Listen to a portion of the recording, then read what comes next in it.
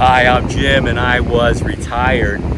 This week, I'm in an FI state of mind. Now, many on the internet and on YouTube here will think of FI as financial independence, and they'll think of FIRE, financial independence, retire early.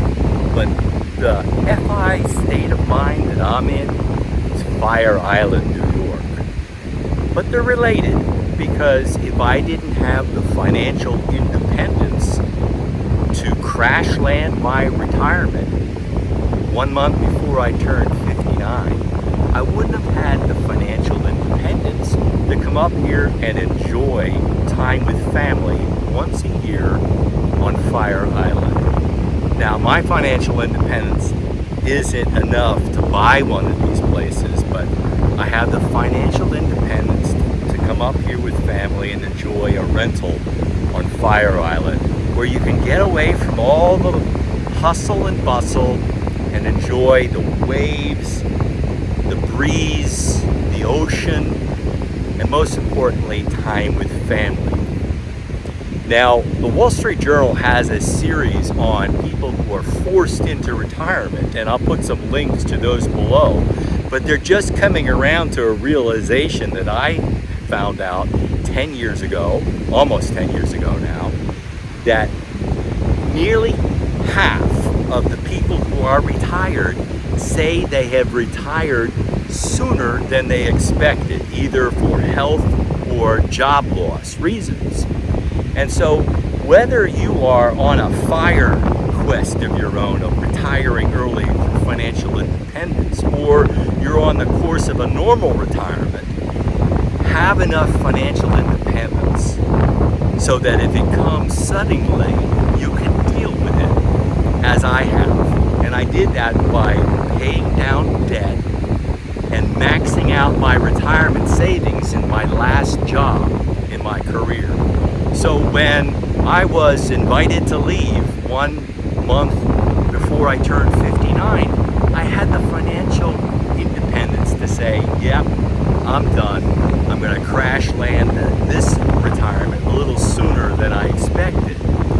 But it's been a blessing, because among the things I've been able to do is once a year make this trip up to Fire Island to spend time with family, with my wife and myself. Sometimes my kids, not this year, just my wife and myself and her sister and some other family members. But it's still a blessing to be up here. Now, are these blessings something that were unfairly given to me? No, again, I don't have enough financial resources to buy one of these places on Fire Island, but I have the financial resources to live my retirement as I want to live my retirement, because I invested in my future self. And whether you are born into wealth or not, you have the ability to plan ahead and plan for your future self. So I would invite you to do that. There's Ben Carlson had a letter this morning where he quoted Warren Buffett saying that a lot is decided on how fortunate you are to be born at a particular time in a particular country, and that if he and Charlie Munger hadn't been born in the United States, nobody would be listening to them right now. But they had the ability to plan ahead with the resources that they have. And you've got that opportunity as well.